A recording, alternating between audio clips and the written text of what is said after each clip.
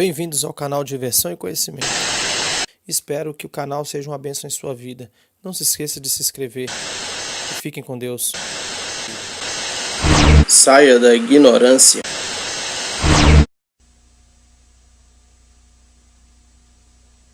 Com a palavra, o general Mourão. Caros e caríssimos irmãos,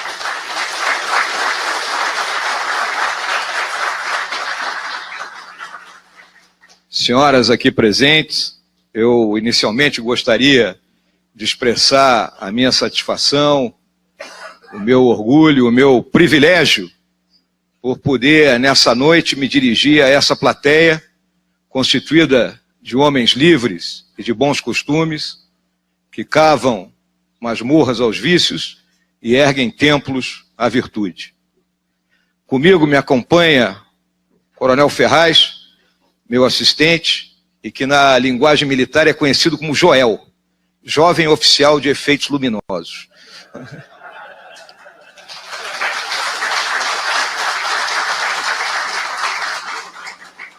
O que eu vou apresentar aqui aos senhores e às senhoras é a minha visão, por isso que eu coloco uma visão daquilo que nos cerca. Em todos os fóruns que eu compareço, eu deixo muito claro que eu não sou o dono da verdade. Cada um de nós tem seus conhecimentos, suas habilidades, suas atitudes, seus valores, suas experiências, né? E isso dá uma percepção. E é isso que eu vou tentar transmitir aqui de forma a mais objetiva possível a todos os senhores.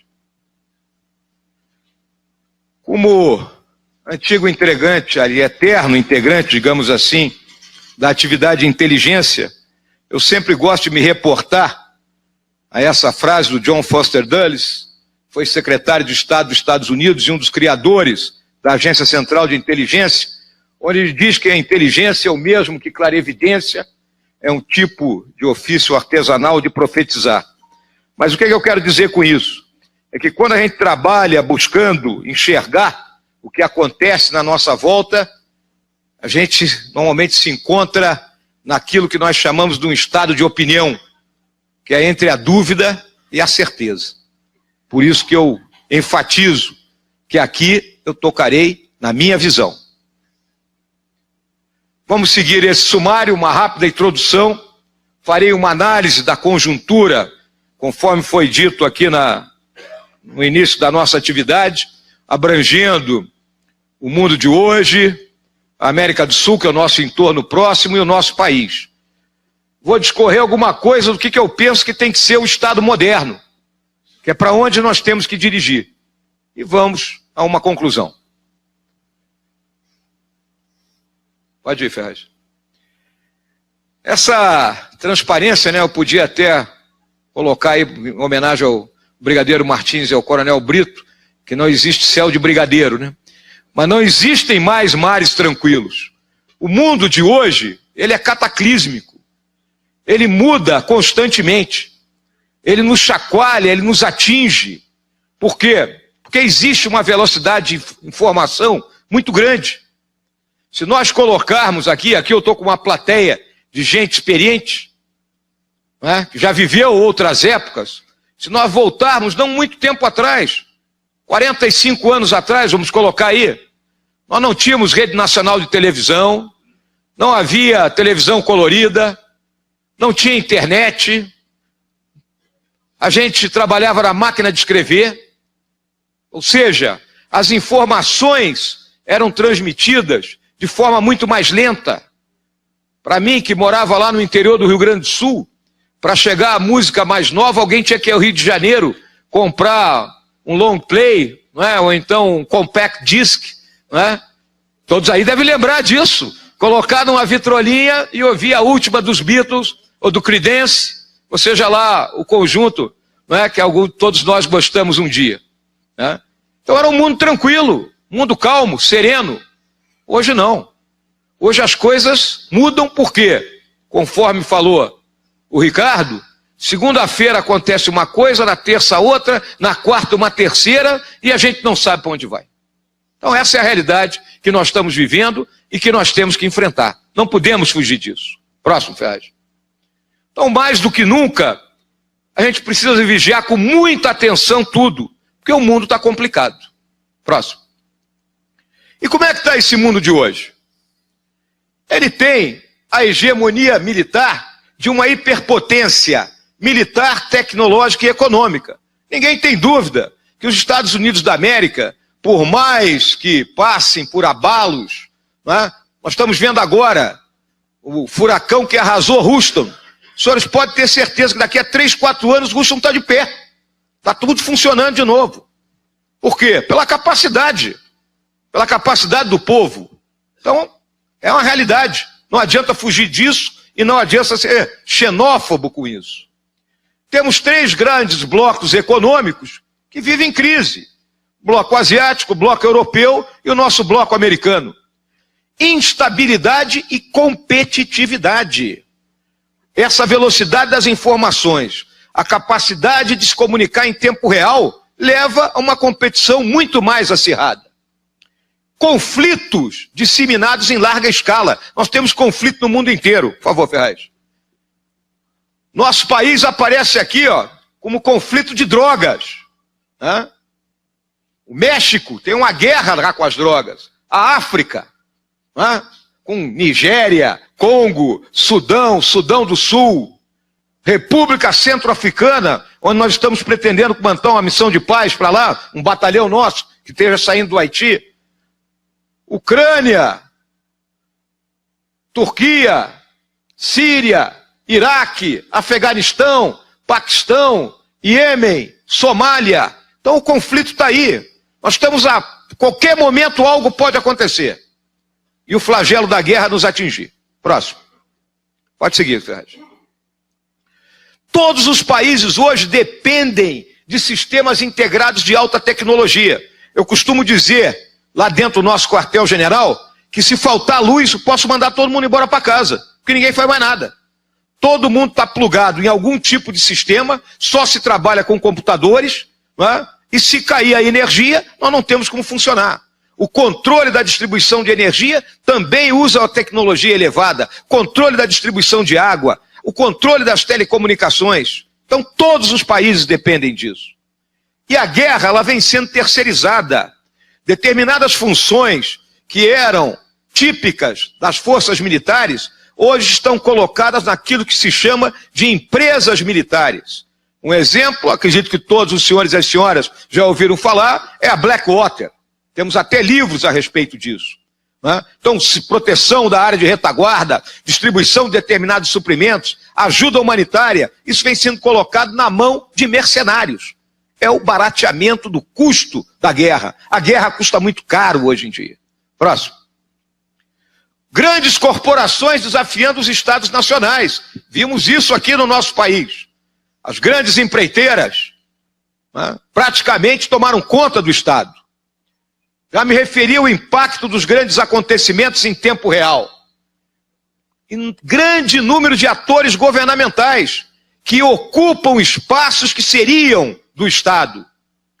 O interesse público e privado com grande interação e levando a quê? A corrupção.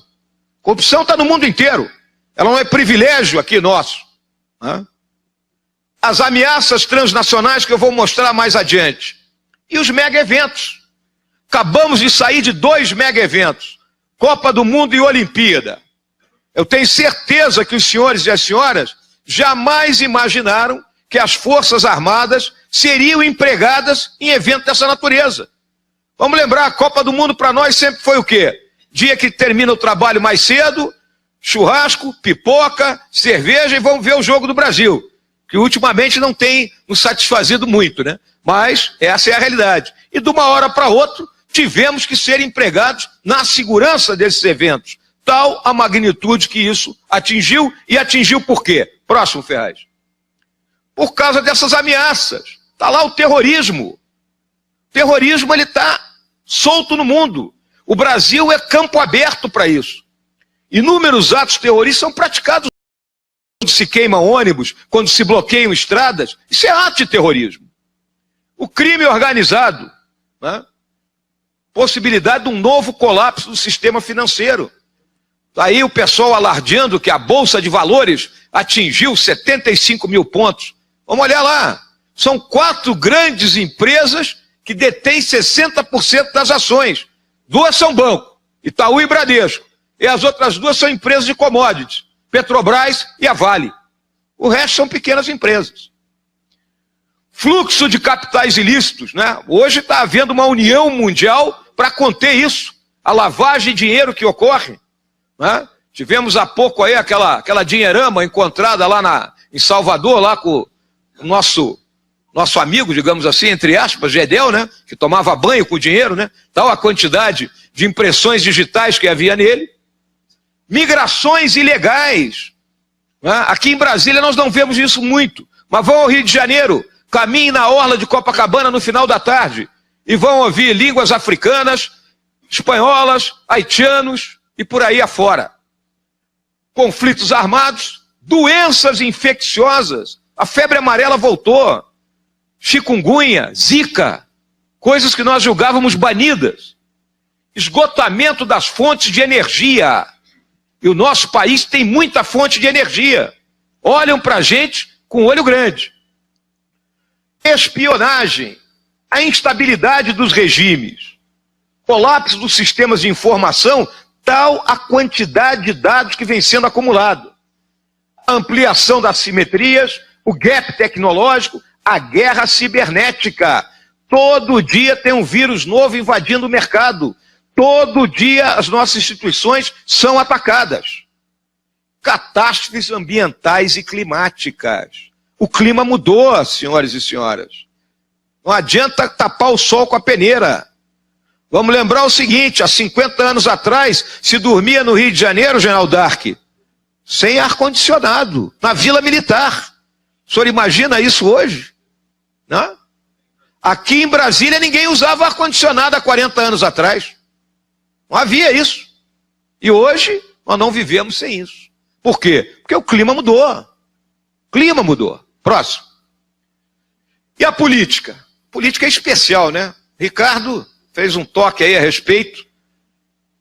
São escravos das pesquisas de opinião. Todo político tem um marqueteiro e se ele chegar nesta plateia aqui, ele vai falar tudo aquilo que é música para os nossos ouvidos.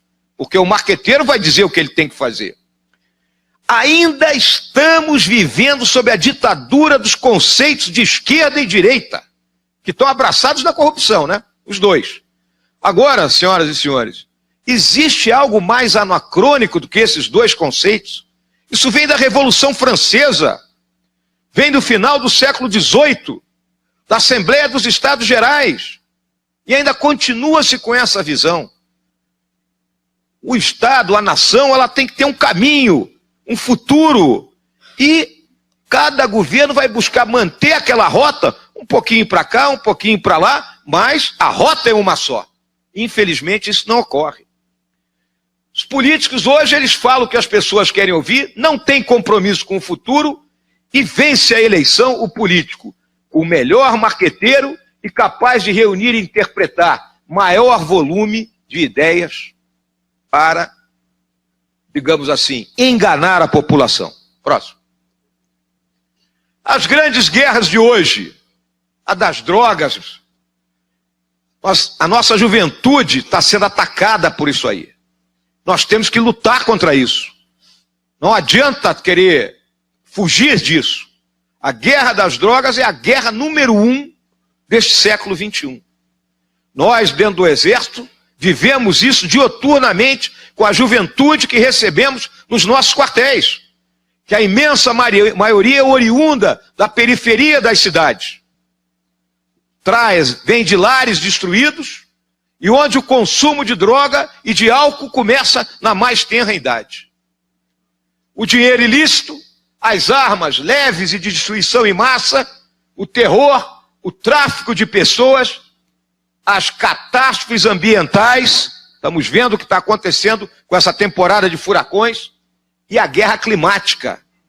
Senhoras e senhores, por que os africanos saem do norte da África, se atiram no mar Mediterrâneo em embarcações improvisadas para atingir o sul da Europa. Porque estão esgotadas as condições de vida no norte do continente africano. Eu tenho falado para a juventude militar que nós ainda vamos matar e morrer nesse século XXI pelo clima. Militarização do espaço, satélites, drones, armas capazes de serem lançadas a grandes distâncias, vinda diretamente de uma posição geoespacial. Próximo, Ferraz. E a América do Sul? A América do Sul é um condomínio de países periféricos. Próximo. Então tá aqui, ó.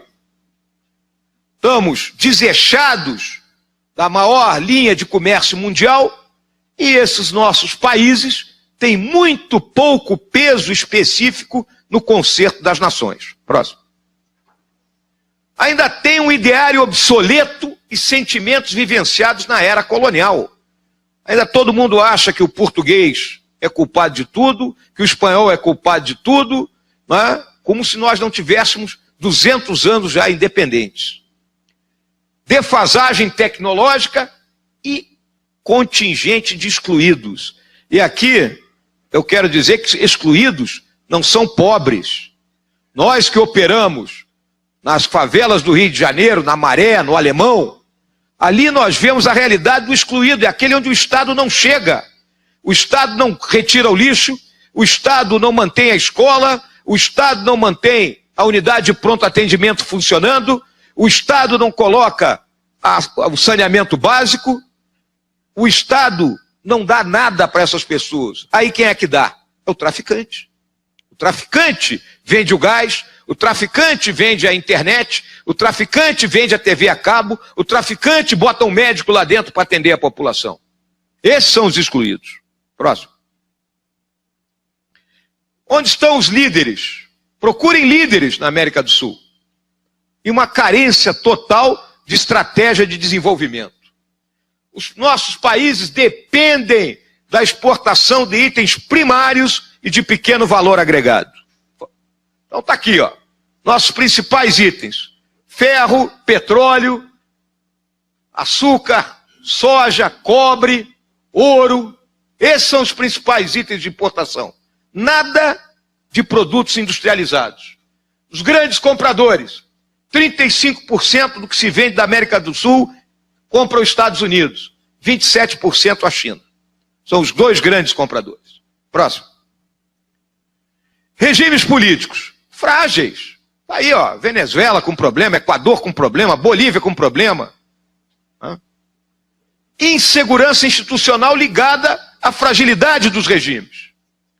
E aqui, senhoras e senhores, temos conflitos regionais adormecidos.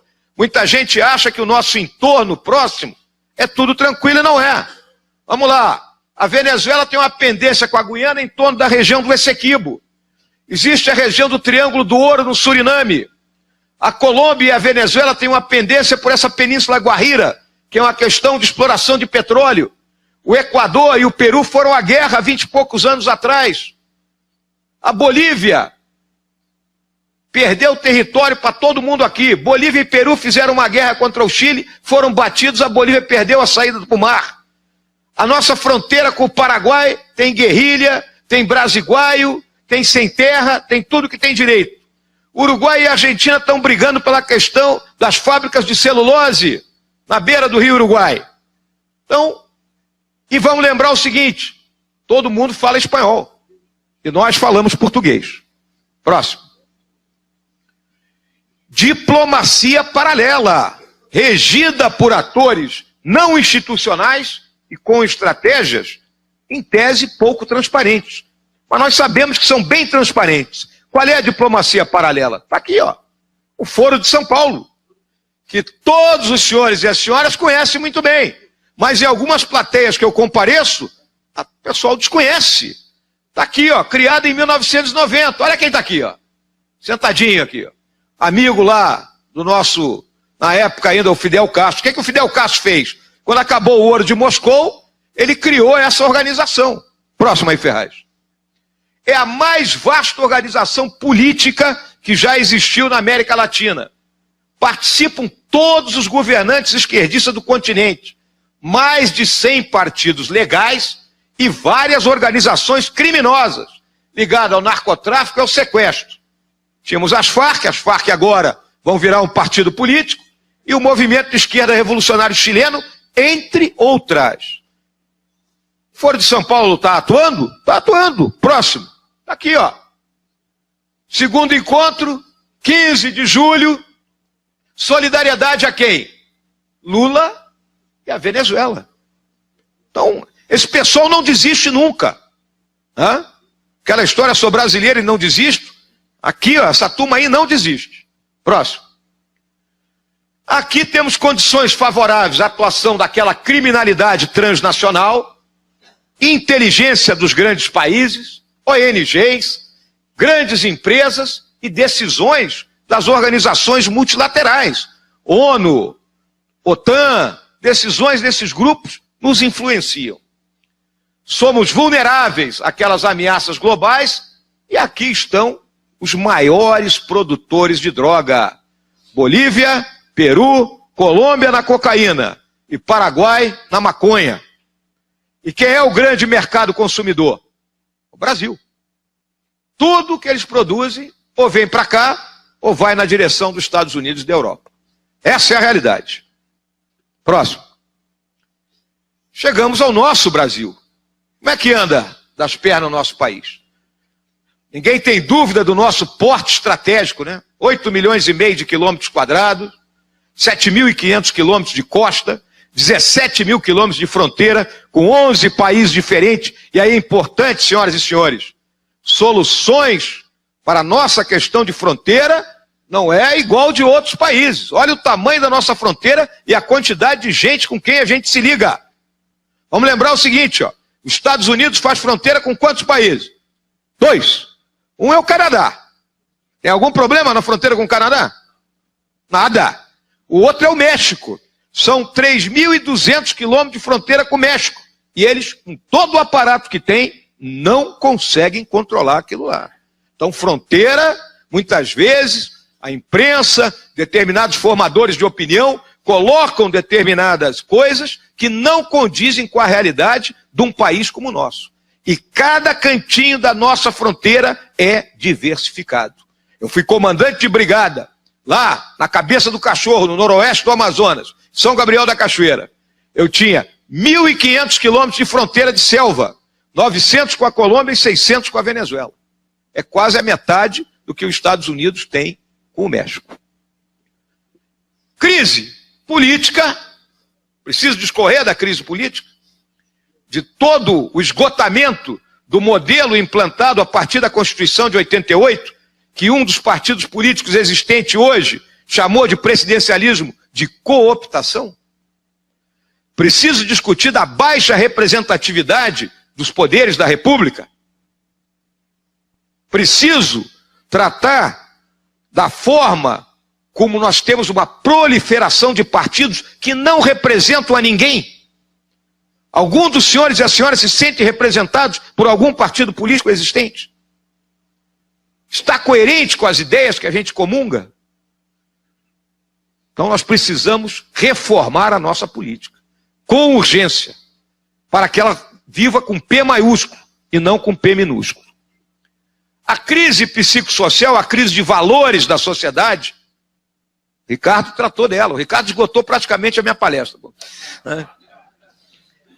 Essa crise, ela está atacada onde? Na célula máter da sociedade, que é a família.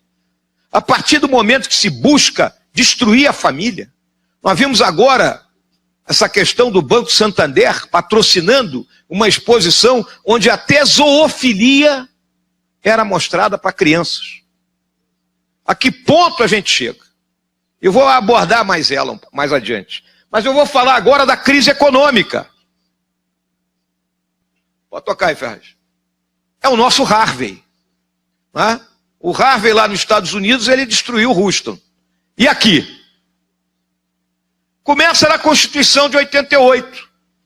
Aquela de não sei quantos artigos, não sei quantas emendas, a Constituição Cidadã, que regula do alfinete ao foguete, regula o horário de trabalho do bancário, os juros. No artigo 5º, que tem 70 e tantos direitos individuais, né? O falecido Roberto Campos jocosamente dizia que um dos itens lá está dito que todo brasileiro tem direito à vida. Quando ele morresse, a família entraria contra o Estado, porque deixou ele morrer, já que todo mundo tem direito à vida, né? Cheia da palavra direito e pouquíssima da palavra dever. Dali tivemos a hiperinflação. Todos os senhores e senhoras estão lembrados do final do governo do Sarney, né? 89% de inflação ao mês, talvez o pessoal mais novo aí não lembre. Mas saía o dinheirinho da gente e nós íamos correndo para o supermercado, tentando ir na frente do cara da maquininha, porque ele já vinha remarcando os preços, né? Era essa a forma que nós vivíamos. O Plano Real derrubou a hiperinflação. E aí nós partimos para um ajuste fiscal que ao longo dos últimos 16 anos buscou equilibrar receita e despesa. Porque, minha gente, governo é igual à nossa casa. A gente não pode gastar mais do que ganha. Se eu gasto mais do que ganho, eu vou para o cheque especial. Se eu estouro o cheque especial, eu vou estourar depois o cartão de crédito. E por último, eu vou para o agiota. É igualzinho. Fizemos as privatizações, a busca do equilíbrio das contas e uma matriz econômica, macroeconômica, digamos assim, com a meta da inflação. No ano anterior se definia a meta do ano seguinte, a flutuação do câmbio e a taxa de juros, buscando manter a inflação sob controle. E aí o que aconteceu? Aí entrou essa dupla. Lula 2, que o Lula 1, ele estava controlado pelo Palocci ainda, que agora é um médico frio e calculista, né? E a doutora Dilma, né? Ela já tinha falido uma loja de 1,99, faliu o país, foi fácil. Olha qual era o mote da Dilma: gasto é vida. Então vamos gastar, né? Para que os senhores tenham uma ideia, a senhora tenha uma ideia. Ao longo desse período, os gastos do governo aumentaram 51% acima da inflação. E a arrecadação aumentou 14%. Não pode dar certo. Criar essa nova matriz econômica. Endividamento de famílias e empresas, valorizar o câmbio, as desonerações fiscais, ou seja, primeiro começou com determinados setores, tendo um alívio no pagamento dos tributos. A partir daí, né, todo mundo quer sua sinecura, seu privilégio. Não, eu também quero. De modo que no final das contas ninguém mais estava pagando tributo, ou estava pagando de forma reduzida. E a redução dos juros por decreto. E aí os famosos subsídios. Os explícitos, que são as desonerações. E os implícitos? É o que era BNDES, Caixa, Banco do Brasil. O BNDES captava dinheiro a 13% no mercado e emprestava a meia dúzia. A diferença coberta pelo Tesouro. Mas coberta como? Com dinheiro que o Tesouro tinha? Não, com o título da dívida pública. E aí a dívida foi aumentando. Os senhores sabem quanto está a dívida hoje do PIB? 74% do nosso PIB. São 4,7 trilhões de reais que nós estamos devendo. A contabilidade criativa do Arno Agostinho, né, o velho trotskista lá do Rio Grande do Sul, e aí levando ao atraso nos pagamentos. Por quê? A Caixa paga os benefícios, auxílio-desemprego, benefício de prestação continuada, e o governo tem que ressarcir a Caixa. Aí o governo não ressarcia, pedalava, jogava para o outro ano e deixava o prejuízo na conta da Caixa. E aí, déficit fiscal, né, e aumento da dívida. Observem o déficit. 2012 nós tínhamos superávit. Isso aqui é resultado primário. Resultado primário é conta de padaria. É receita menos despesa. Não entram aí os juros da dívida pública. Então, 104 bilhões em 2012, 2013, 91, aqui ó, 2014, tínhamos que fazer o diabo para sermos eleitos. Não era isso aí? Menos 32,5, 15, menos 111, 16, menos 154 e agora menos 159 bilhões. Essa é a situação do governo brasileiro, senhoras e senhores. Eu tenho alertado meus companheiros, na minha instituição, sobre isso. Porque em determinado momento, o Estado pode quebrar. A economia, ela anda, mas a economia estatal, ela não está andando. Próximo. E o resultado final disso aí? Se criou um novo regime fiscal. Qual é o novo regime fiscal? A pizza do governo é uma. O que é que ela aumenta para o ano seguinte? De acordo com a inflação do período de julho de A-1 até junho de A. Esse é que é o orçamento, só pode aumentar nisso. Então engessou o orçamento. E a vida real? Por determinação constitucional, as despesas com previdência, pessoal e benefícios crescem acima da inflação. Em consequência, vai aumentando a parte da pizza das despesas obrigatórias e aquilo que se chama de despesas discricionárias, que são o investimento e o custeio da máquina pública, vai sendo comprimido. E aí o governo para. Ele vai ficar só pagando gente. Até quando? Prazo é 2022. Em 2022, se nada for feito, o orçamento da União será todo consumido pelas despesas obrigatórias. Próximo. Para cumprir a meta, está aqui que eu falei, o governo tem que cortar gastos com custeio e investimento, e com isso falta o recurso para saúde, educação, defesa. E em 2022, as despesas obrigatórias serão maiores que o orçamento da União. Próximo. E aí eu trago essa frase do Roberto Campos, uma conclusão parcial, né? Que a diferença entre a estupidez e a inteligência é que a inteligência é limitada, infelizmente. Né? Essa é a realidade. Próximo. Pode ir, Ferraz, isso aí já... Bom, nichos de... Volta, Ferraz. Perdão. Nichos de pobreza preocupantes aqui no nosso país. A infraestrutura logística. Nós construímos um modelo inicial montado em cima de rodovias, não conseguimos ter a interoperabilidade. Não é possível que com 7.500 quilômetros de costa, com portos, a gente tire uma carga do Rio Grande do Sul para o Rio Grande do Norte em lombo de caminhão. Próximo. Bases institucionais do nosso país frágeis. Aplicação desequilibrada das expressões do poder nacional. Só temos 1,2% do comércio mundial. E dependemos de tecnologias alienígenas.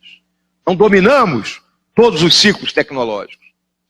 Defesa e segurança são precárias. E a atividade de inteligência, ela se tornou maldita com o fim do período dos presidentes militares. É chamado de ditadura militar. O período de 1964 a 1985 é deboche. Porque os mesmos que chamam de ditadura militar chamam Fidel Castro de presidente. Próximo. Atores à margem da lei, abrigados em áreas e segmentos carentes da população e em atividades envolvidas pelo Estado. Então aqui estão os dois grandes grupos de bandido que nós temos. Aquele bandido que nos assalta na rua, que rouba o celular, que rouba o carro, que dá um tiro num pai de família na esquina para tirar qualquer troco que o cara tenha, e a turma do colarinho branco, a turma dos 51 milhões, né? A turma como o nosso Carlos Arthur Nussmann, que tinha mais dinheiro em casa que no banco. Né? Eu acho que ele não confia nos bancos, deve ser algo dessa natureza. Sociedade carente de coesão cívica. Sociedade brasileira está anímica. Ela mal e porcamente ela se robustece para torcer pela seleção brasileira. Ou então sai brigando entre si em qualquer jogo de time de futebol. Crescimento insuficiente e o Estado é partidarizado. O partido assume, ele loteia tudo. Tal ministério é do Cicrano, o outro é do Beltrano e aquilo é porteira aberta. Coloca quem ele quer lá dentro e vamos dar um jeito, né, de fabricar dinheiro. E aí a gente se lembra sempre daquele personagem do Justo Veríssimo, né? Do Chico Anísio, o Justo Veríssimo, né? Aquele deputado que só queria uma mamata, uma negociata, é o que nós vemos. Índices preocupantes de corrupção. Próximo. Então está aqui o mapa da corrupção no mundo. O Brasil ocupa a posição 179. Né? Os Estados Unidos é o 18º, olha aqui na América do Sul. O Uruguai é o 21º. Né? E a Dinamarca é o país menos corrupto do mundo. Próximo. O aparato de segurança pública é frágil, obsoleto e com missões institucionais precariamente definidas. Senhoras e senhores, a polícia vive o pior dos mundos. Se ela age como polícia, reprime, prende, mata, a equipe dos direitos humanos aí da Maria do Rosário e Jean Willis e outros, né, Randolfo Rodrigues e por aí afora, vai cair em cima da polícia. Observe e leia uma página do Globo, qualquer dia da semana. Os senhores encontrarão o seguinte relato. Na comunidade do Pavãozinho, na localidade conhecida como Vietnã, o grupo de policiais estava patrulhando e encontrou marginais armados e houve o confronto. Queriam que houvesse o quê? Que a polícia fugisse e deixasse os marginais armados tomando conta da área. Então a polícia vive o pior dos mundos. Tem que mudar isso. Somos suscetíveis a todas aquelas ameaças transnacionais. Dificuldade para garantir as vias do nosso comércio. A nossa marinha, a nossa força aérea, sucateadas. E o Estado? É caro, minha gente. O Estado é muito caro. Somos extremamente burocratizados. Em tempos de tecnologia, intenso uso da tecnologia de informação e comunicações, ainda tem carimbo, hein? Ainda tem carimbo. Corporativista em alguns segmentos do funcionalismo. É só o privilégio. Valorização assimétrica de servidores e práticas obsoletas na máquina pública. Então esse é o quadro que nós estamos vivendo. Próximo. E aí vamos ver como é que é o Estado moderno. O que se espera do Estado hoje? Próximo. Não há dúvida que houve um aumento exponencial das demandas sociais. O Estado tem muita coisa para prover. E aí, todos os estados do mundo têm uma redução da sua capacidade financeira. Todos enfrentam uma crise fiscal, que ela tem que ser combatida. Os padrões de referência são os países mais desenvolvidos. Nós não vamos nos basear na Somália. Não vamos nos basear no Sudão. O nosso povo, ele quer o quê? Ele quer um padrão FIFA, né? É o padrão FIFA, que foi cunhado. O cidadão cliente hoje, ele não aceita mais ser tratado como uma pessoa de segunda categoria. Se ele paga imposto, ele quer a restituição daquele imposto. Se ele paga IPVA, ele quer rua calçada, ele quer estrada que não seja esburacada, né? Ele quer segurança. A extensão dos direitos sociais aumentou, né? Nós tínhamos a massa dos excluídos, é um fator desestabilizador. Tem que entender isso. E há uma reação à cultura burocrática e à má qualidade do serviço público. O servidor público, o próprio nome está dizendo, ele tem que entender que ele presta serviço à comunidade. Ele não está fazendo favor para ninguém. Próximo. Fundamentos econômicos de hoje. Disciplina fiscal. Eu arrecado, eu gasto. E aí tem que priorizar os gastos. É a famosa escolha de Sofia. Se formos lá para o primeiro capítulo do livro do Adam Smith, da Riqueza das Nações, o que se diz? Canhão ou manteiga. Mas tem que haver uma escolha. Reforma tributária e liberalização financeira. O regime cambial e liberalização comercial. Ninguém pode temer investimento estrangeiro. Nós ainda estamos naquela... Não, vão tomar a Amazônia, vão, comprar as terras na fronteira. Não podemos temer isso. Se nós não temos poupança interna, nós temos que usar a poupança externa. Privatização, sim. Desregulação, vamos liberar as coisas. E a questão da propriedade intelectual. Próximo. Nova gestão pública, gestão profissional no setor público. Não pode contratar qualquer um. É meu amigo, agora eu dou um cargo de confiança. Padrões explícitos e medidas de desempenho. A meritocracia. Tem uma massa de gente que trabalha no serviço público, você fala meritocracia, ele começa a tremer. ênfase nos controles, está aí, Tribunal de Contas, né? Todos eles pressionando. Satisfação do cidadão e na qualidade do serviço. Autoridade delegada, não pode ter centralização ao excesso num país do tamanho do nosso. E competição, a competição faz bem. disciplina e parcimônia no uso dos recursos. E está aqui, ó, extenso uso das novas tecnologias. Próximo. E a governança? Estado é entendido como um organismo plural. Especificar os objetivos das políticas públicas é a famosa transparência. E aí, levando a interação com a sociedade, o uso das redes, a comunicação hoje, ela flui pelas redes. Relações baseadas na confiança e contrato. Políticos com liderança. E a transparência, que eu já me referi. Próximo. E aí o Estado se transforma de um Estado de serviço, produtor do bem público, em um Estado que serve de garantia à produção do bem público. Então o Estado ele tem que encolher para fazer isso. De um Estado ativo, provedor solitário do bem, é um Estado ativador, fomentador, que aciona e coordena os outros atores a produzir com ele. E de um Estado dirigente ou gestor, é um Estado cooperativo, que produz o bem público em conjunto com os outros atores. Isso é a transformação, senhoras e senhores. É o caminho. Próximo. Vamos chegar então aqui ao nossa conclusão. Qual é o significado disso tudo? O problema, segundo Joseph Nye Jr., que para todos os estados do século XXI, que há cada vez mais coisas fora de controle, até mesmo dos mais poderosos, devido à difusão do poder para os atores não estatais. Temos que conviver com isso. Próximo. Cenários do Brasil. Esses cenários têm sido difundidos aí, né?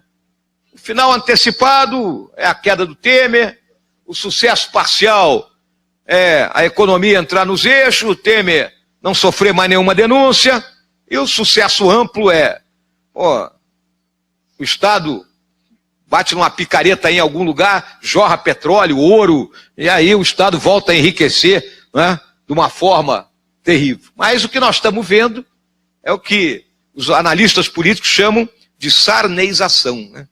E se nós lembrarmos o que foi o período do presidente Sarney, não é, tutelado pelo doutor Ulisses Guimarães e a parcela do PMDB, não é, sem capacidade de influenciar em nada, é o que nós estamos vivendo hoje, né?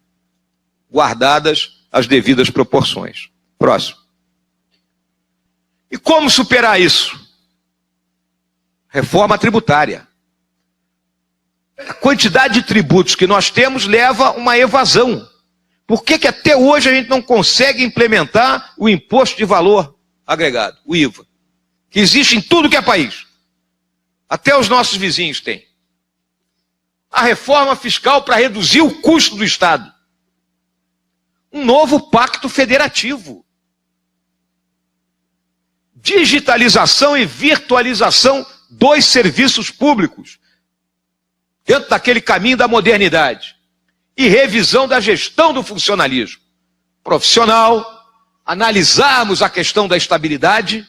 Mas o cara tem que ter algo que o ameace. Ninguém pode passar a vida achando que está tudo tranquilo. É aquela famosa história do paletó na cadeira. Privilégios. Greve. Como é que o funcionalismo pode ter direito de greve? Não é? E ter estabilidade?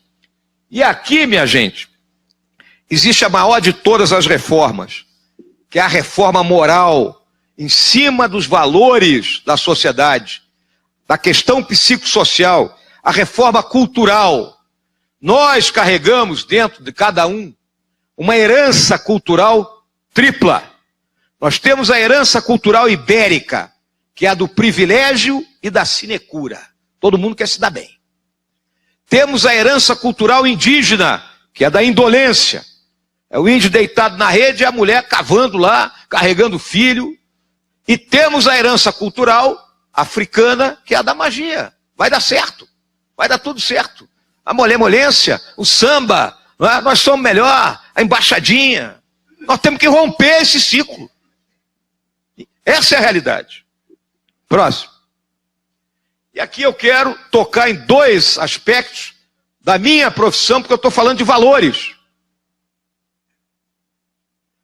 Nós temos formação específica e aperfeiçoamento constante. É importante que os senhores e senhoras entendam isso. Militares, eles estudam nas mesmas escolas. A gente se conhece desde cedo. É diferente do profissional civil, que um é formado por uma universidade na Bahia, outro no Rio Grande do Sul, outro em São Paulo e vão trabalhar numa empresa em Mato Grosso. Não se conhecem. São formados de forma distinta. Nós não. Nós viemos desde cedo. Colégio Militar, Escola Preparatória, Academia Militar, Escola de Aperfeiçoamento, Escola de Estado-Maior. Por isso que se diz, no caso específico do Exército, que o Exército é pequeno e tem muros baixos. Ou seja, todo mundo sabe de todo mundo. Ninguém engana ninguém. Disponibilidade permanente. Nós somos militares 24 horas por dia, 7 dias por semana, 30 por mês, 365 por ano. Não é porque acabou o expediente que eu vou botar um brinquinho na orelha e serei outra coisa. Não, eu sou militar. Não deixo de ser, jamais. Proibição de participar de atividade política. Não tem política no quartel. O milico que quer ir para a política, ele vai entrar em licença para tratamento de interesse particular. Se for eleito, tchau, vai embora. Se não for eleito, ele volta. Proibido sindicalização e participar de greves. Senhores e senhoras já imaginaram se tivéssemos o sindicato dos cabos de soldado, o sindicato dos tenentes, o sindicato dos oficiais superiores e dos generais. Seria um sindicato fortíssimo esse, não é? Com alta capacidade de mobilização. Né? E greve não tem. Não tem essa história de sentar no chão e não vou. Tem o famoso RDE, o Regulamento Disciplinar do Exército. Já dizia Osório, é fácil a missão de comandar homens livres. Basta mostrar-lhes o caminho do dever e o RDE. Pô. Princípios rígidos de hierarquia e disciplina. Então é uma estrutura hierarquizada e disciplina. A disciplina não significa subserviência. A disciplina significa o quê? Que nós vamos debater, estudar uma linha de ação e no momento que o comandante decide, mesmo que não seja aquilo que eu achava melhor, eu vou cumprir. Isso é a disciplina. Direitos trabalhistas? Não tem. O militar tira serviço, terminou amanhã às 8 horas da manhã, ele vai para o expediente normal. Ele não vai ganhar hora extra, ele não vai ganhar adicional de insalubridade.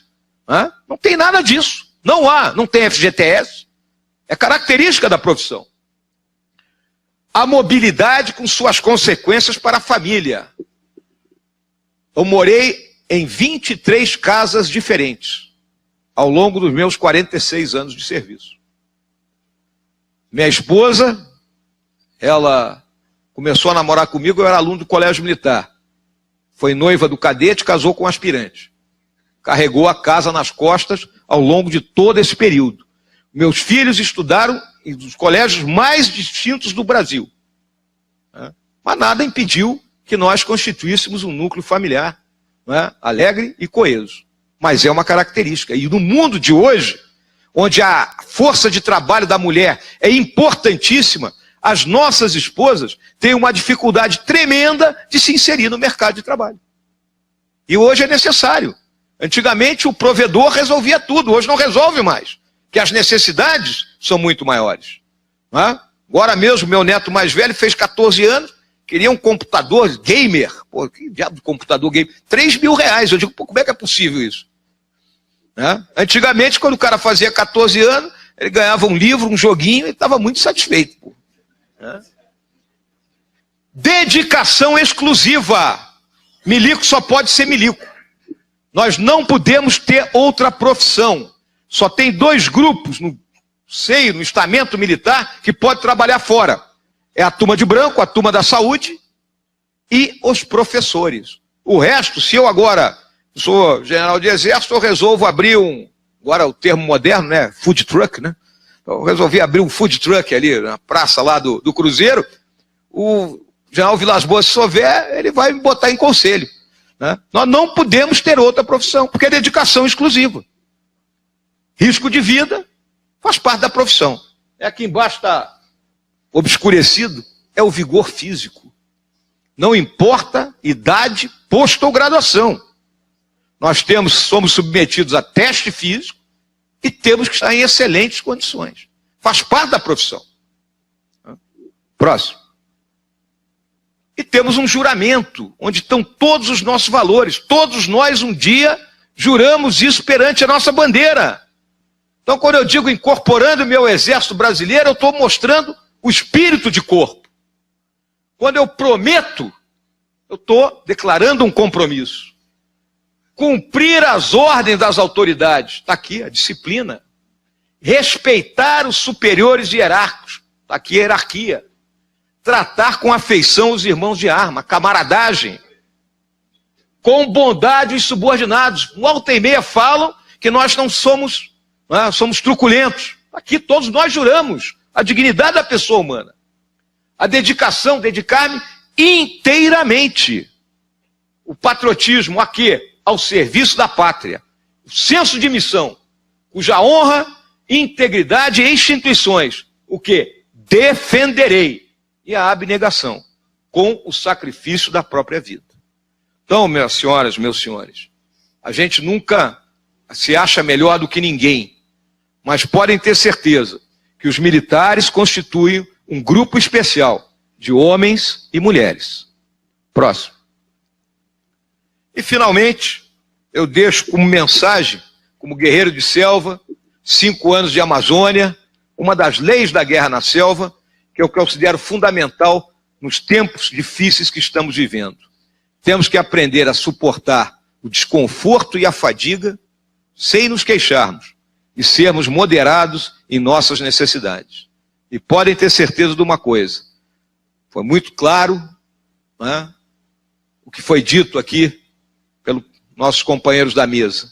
Nós vamos vencer, nós somos maiores que isso tudo, nós vamos ultrapassar isso, porque o conjunto do povo brasileiro, ele é melhor que esse bando todo. Tenham confiança. Muito obrigado pela atenção.